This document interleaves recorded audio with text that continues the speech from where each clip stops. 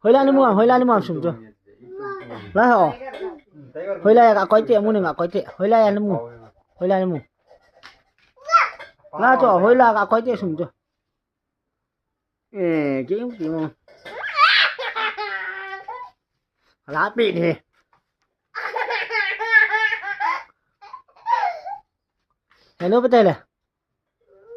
Hãy nó bây giờ hết lan coi tới line one two and three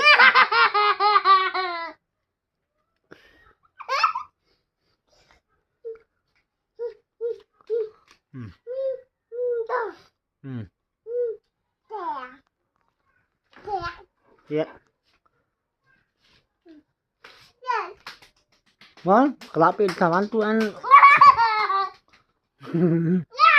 như thế nào này bay ta Được xin rồi. Đã vào lên dính các cái ta rồi.